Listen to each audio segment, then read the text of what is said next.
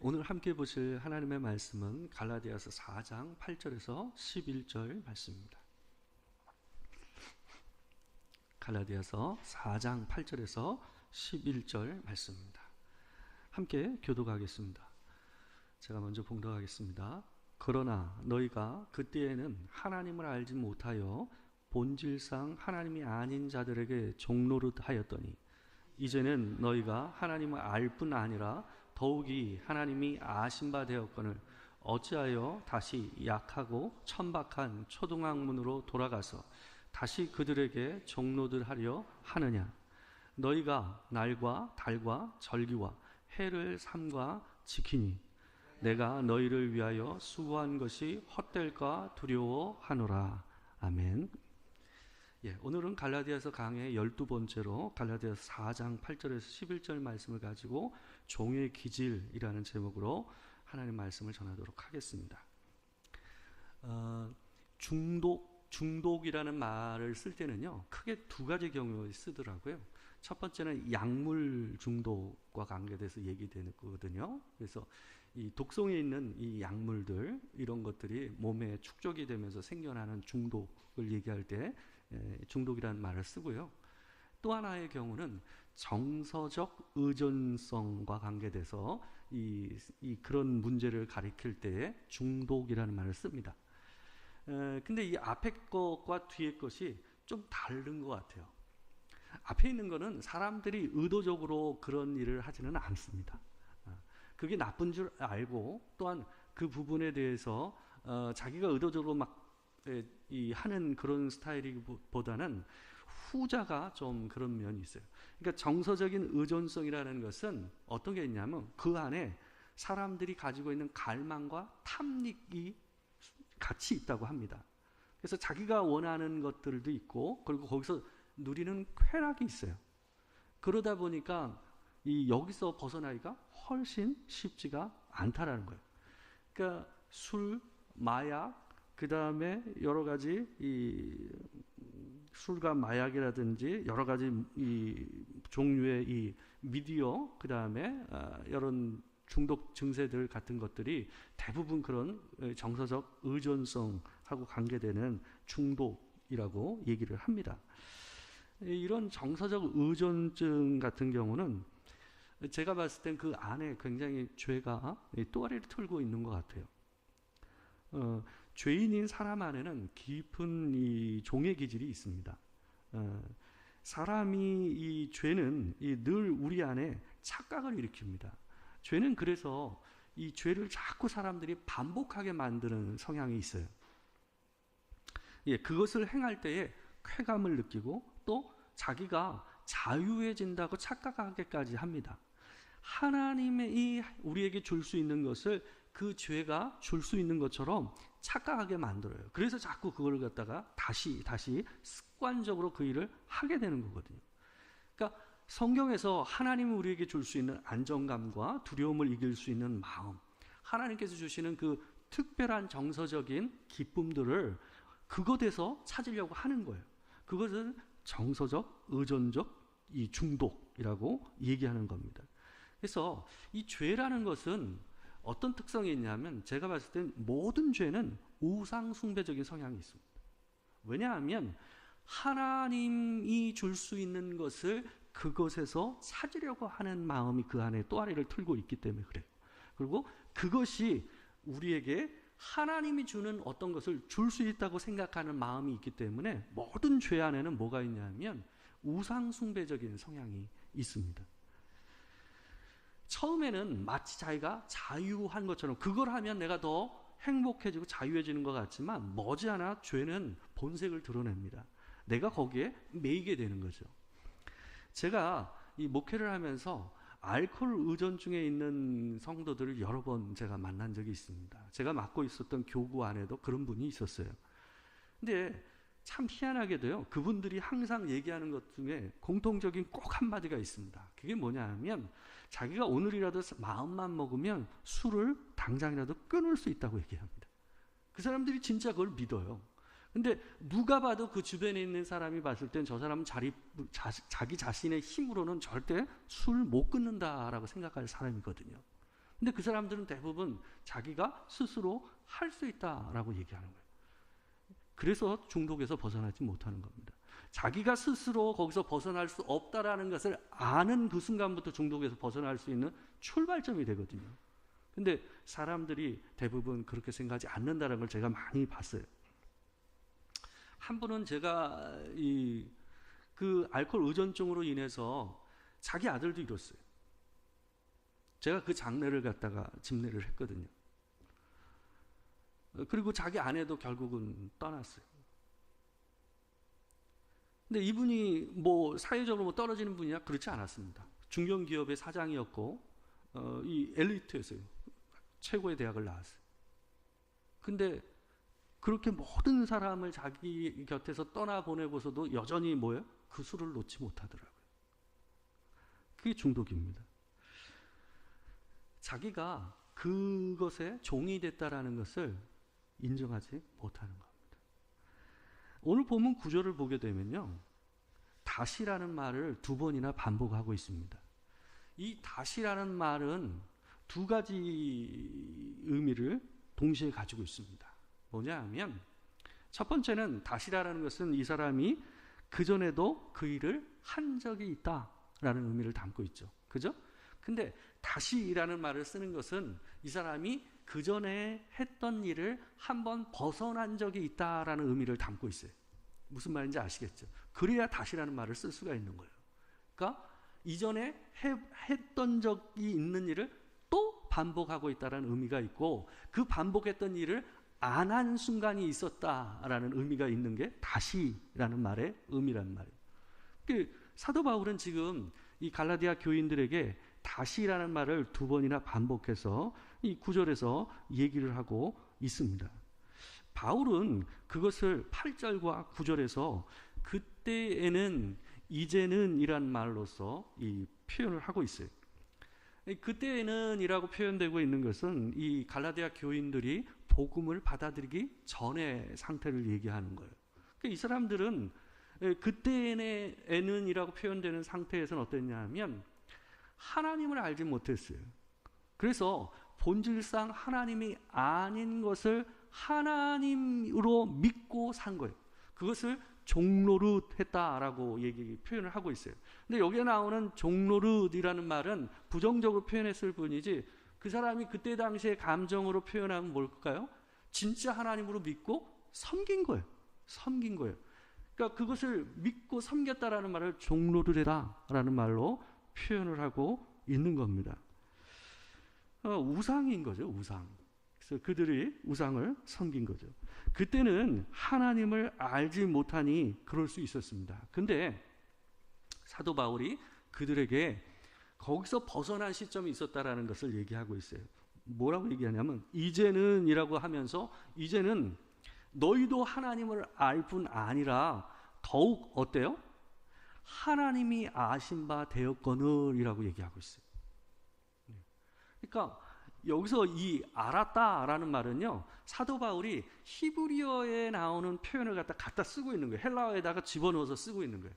히브리어에서 안다라는 말은 야다라는 말인데요, 이 야다라는 말은 둘 사이에 아주 특별한 관계를 갖다가 표현하는 단어입니다. 근데 알았다라는 말은, 히브리어로 알았다라는 말은 둘이 관계가 특별해졌다라는 의미를 담고 있는 거예요.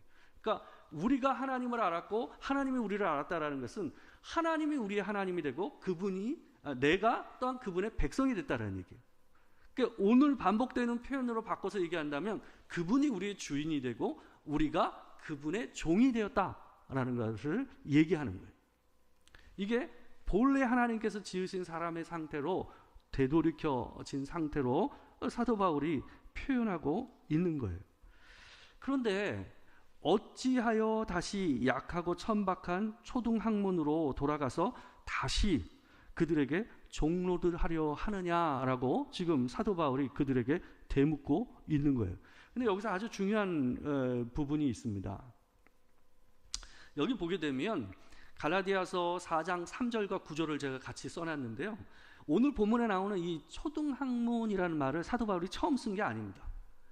2번 쓰고 있어요. 우리가 지난주에 봤던 본문에 4장 3절에도 나오고 오늘 본문인 4장 9절에도 나와요. 근데 이 두 같은 단어인 초등학문인데요. 이 초등학문이 가리키고 있는 것이 다릅니다. 이게 아주 특별하고 특이한 거예요. 4장 3절에 나오는 초등학문은 구약의 유대인들이 율법에 매여 있는 것을 가르쳐서 초등학문이라고 표현했어요.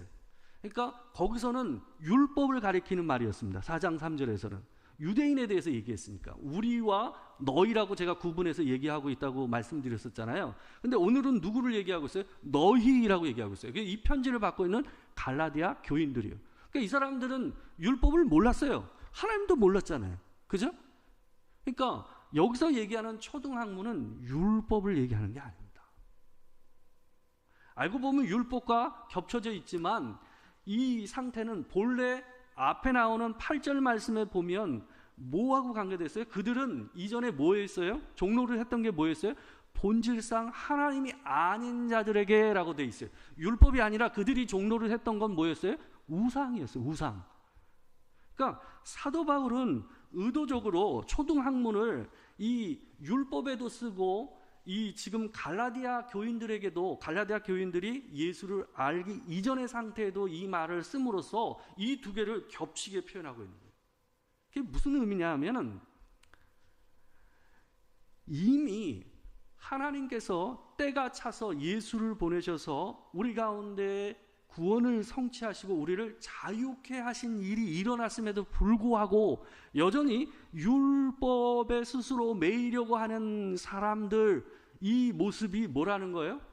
그것은 우상 숭배라는 겁니다. 왜 그러냐 하면 하나님께 돌아가야 할 영광을 이 율법이 찬탈하고 있기 때문에 그래요. 이 유대인들이 자꾸 다시금 예수를 믿는다고 하면서 이 사람들이 예수 안 믿는 사람 아니거든요. 이 유대인들이 예수 믿는 사람입니다. 예수 믿는 유대인들인데도 불구하고 이들이 계속해서 율법을 여전히 유효하고 할례를 받아야 되고 날의 문제를 지켜야 되고 이런 것들을 얘기하는 이유가 뭐냐 하면 예수에게서가 아닌 이 율법에서서 우리가 얻을 게 있다라고 얘기합니다. 그 율법이 우리에게 여전히 유익이 되고 우리를 자유케 하는 것이 있다라는 의미에서 쓰고 있기 때문에 그건 뭐예요? 사도 바울은 뭐라고 그러는 거예요? 그것도 우상숭배다라고 얘기하고 있는 거예요. 이 당시에 유대인들이 이 얘기를 들었다고 한다면 어떨까요? 아마 이 분노를 일으키면서 이 말을 소화하기가 굉장히 어려웠을 겁니다. 굉장히 파격적이고 이 특별한 표현을 써서 사도 바울이 갈라디아 교인들에게 복음에 있어서 교훈을 하고 있어요. 하나님께 돌아갈 영광을 찬탈하는 그 모든 것은 하나님께서 주신 법이라 할지라도 그건 뭐예요? 우상숭배라는 거예요. 하나님께만 돌아가야 할 것을 어떤 것에 돌리는 것, 그것은 전부 다 우상숭배라고 표현하고 있는 거예요. 왜 사람들은 이렇게 자유를 얻었는데도 불구하고 자꾸 다른 것에 종이 되고 거기에 매이려고 할까요? 이게 매우 중요한 문제가 있습니다. 우리 안에는 종의 기질이 있습니다. 저는 이것이 처음에 하나님께서 우리를 지으신 그것과 관계됐다고 저는 생각합니다. 우리는요, 처음에 하나님 앞에 어떻게 디자인이 됐냐 하면 하나님을 주인이라고 믿고 또한 그분을 섬기는 종으로서 디자인돼서 창조되었어요. 기꺼이 아담과 하와에게 교육을 하지 않아도 그들은 처음에 어땠어요? 하나님의 명령을 듣고 거기에 대해서 순종하는 존재였습니다. 그렇게 창조된 게 사람입니다. 그렇게 디자인이 됐어요. 근데 사람 안에 죄가 들어오면서 하나님을 향한 선한 종의 기질이 어떻게 바뀌게 되는 거예요? 하나님이 아닌 다른 것에 향하는 종의 기질로 바뀌게 되는 거예요. 로마서 1장 28절 말씀을 보게 되면 그런 상태를 이렇게 표현합니다. 우리 같이 한번 읽어보겠습니다. 자, 시작. 또한 그들이 마음에 하나님 두기를 싫어하며 하나님께서 그들을 그 상실한 마음대로 내버려 두사 합당하지 못한 일을 하게 하셨으니, 이 문맥 앞뒤를 제가 일일이 다 설명하지는 않겠습니다. 여기서 얘기하는 상실한 마음이라는 건 뭐냐 하면 본래 하나님께서 그 마음에 두신 하나님의 자리가 있다라는 거예요. 그분이 앉아 계셔야 할 보좌가 우리 마음 안에 있는 거예요. 근데 그 보좌에 뭐 했다고요? 하나님 두기를 싫어했다라는 거예요. 그래서 하나님을 내보내고 나니까 그 보좌가 비어 있는 거예요. 근데 보좌가 빈 그 자리에다가 그 상실한 마음을 어떻게 한 거예요? 사람이 다른 죄로 채운 거예요.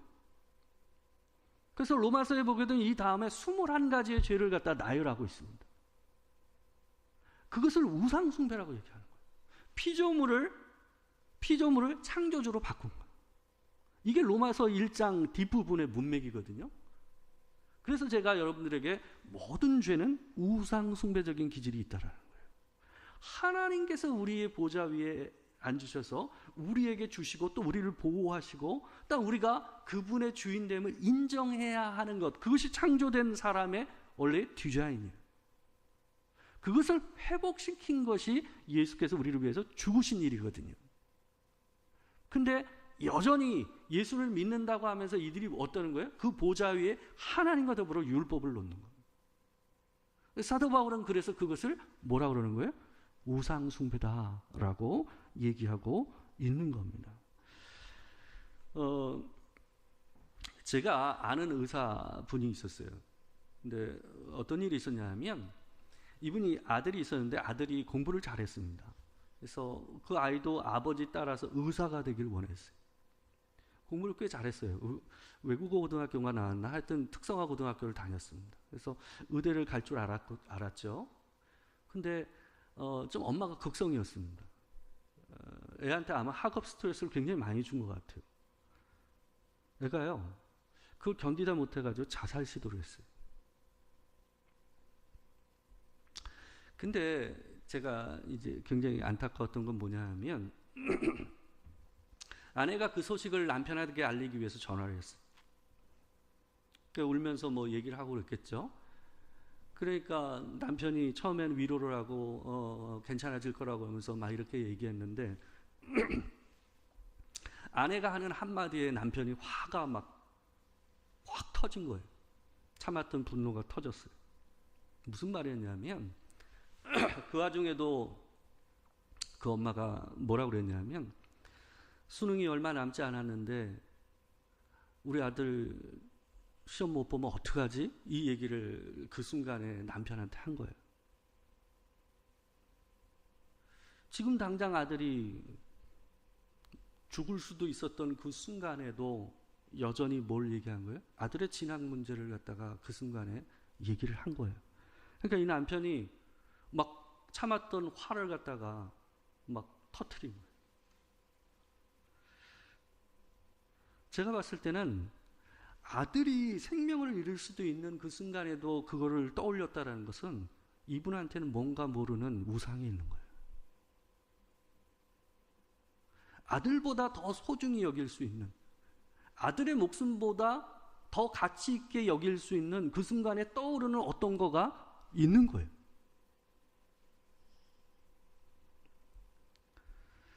하나님을 상실한 마음은 그냥 비어져 있지 않습니다.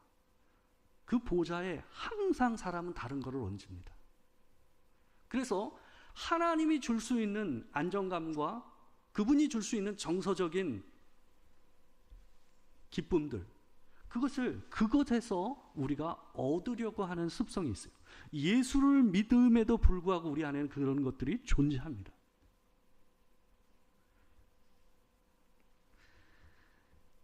우상의 자리에 종교적인 것이 앉으면 참 답이 없습니다.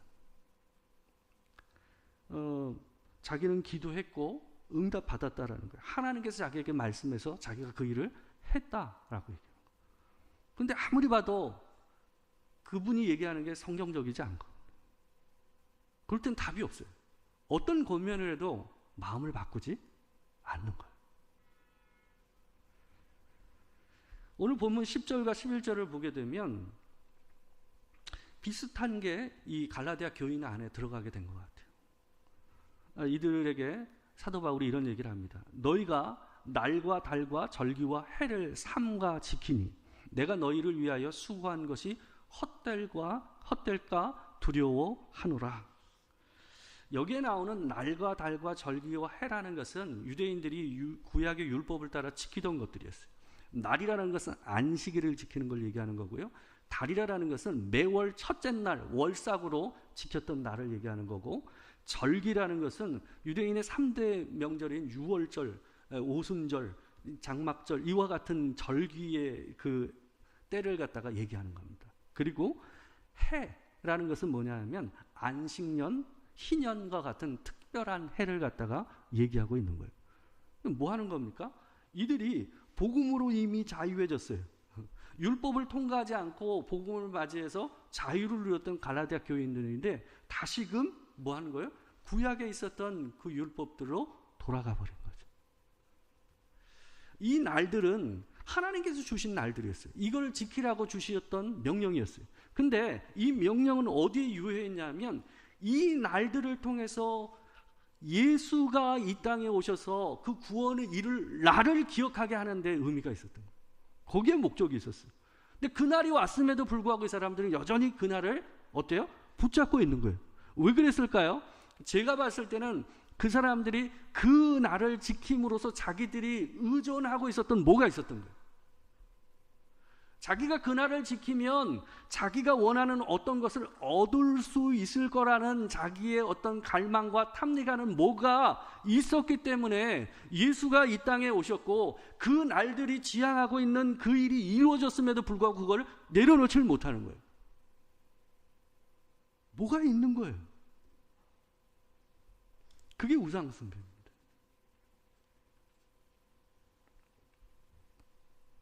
사람들은 어떤 사람과 어떤 날과 어떤 물건에 아주 특별한 의미를 부여하려고 하는 성향이 있습니다. 그걸 굉장히 조심해야 됩니다.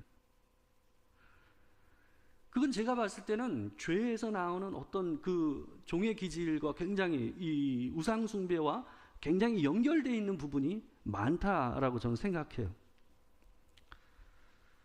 그 속에서 뭔가 사람이 하나님에게만 느껴야 하고 하나님께만 의존해야 될 어떤 것을 거기서 사람들이 의존하고 누리고 있는 뭐가 있기 때문에 그래요.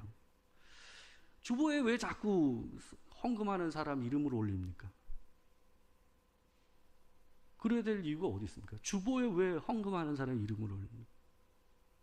그거는 사람 안에 있는 어떤 우상 숭배와 어떤 사람의 내면에 사람이 기뻐하는 어떤 그 기질, 종의 기질을 자극하는 어떤 게 있어요.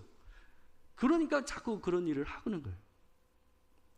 예전에 어떤 일이 있었냐 하면 한 기독교 단체에서 사옥을 지으면서 이 교인들한테 헌금을 모으기 위해서 마치 그 불당에서 이 기와장에다 이름 새겨주듯이 교회 벽돌 하나하나에다가 그 헌금 내는 사람 이름을 갖다 새겨주는 일을 해가지고 욕을 먹은 적이 있습니다.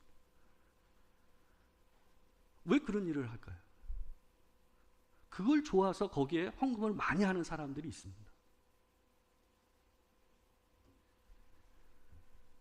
그것은 그 사람이 그걸 통해서 뭐예요? 자기가 종교적으로 자기가 누리고 느끼고 생각하는 뭐가 맞닿는 면이 있기 때문에 그런 일들이 일어나는 겁니다.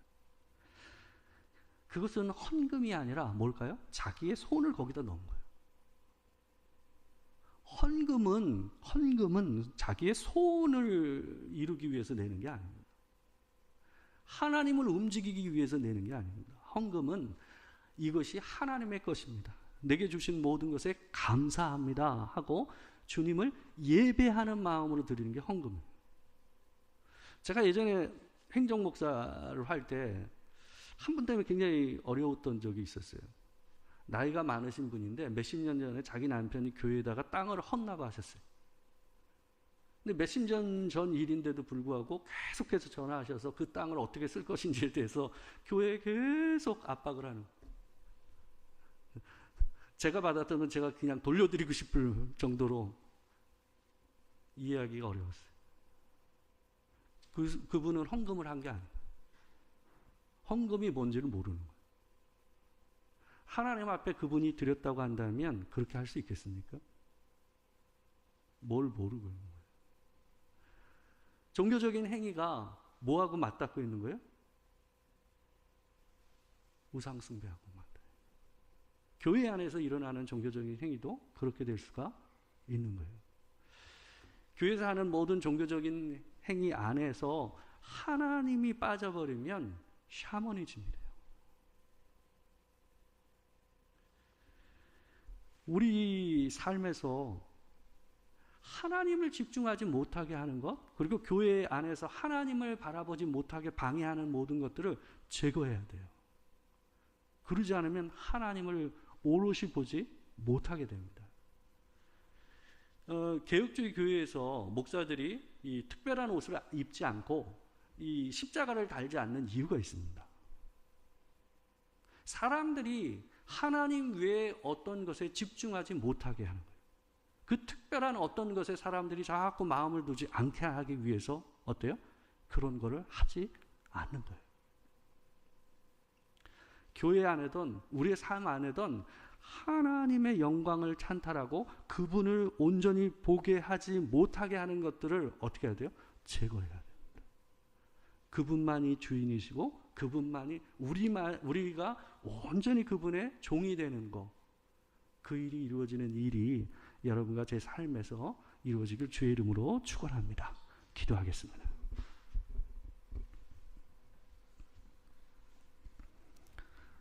사랑하는 주님, 우리 안에 있는 죄가 우상 숭배를 낳고 하나님을 온전히 섬기기보다는 그 섬김 안에 내 안에 또아리를 틀고 있는 죄들이 교묘하게 들어올 때가 있음을 고백합니다.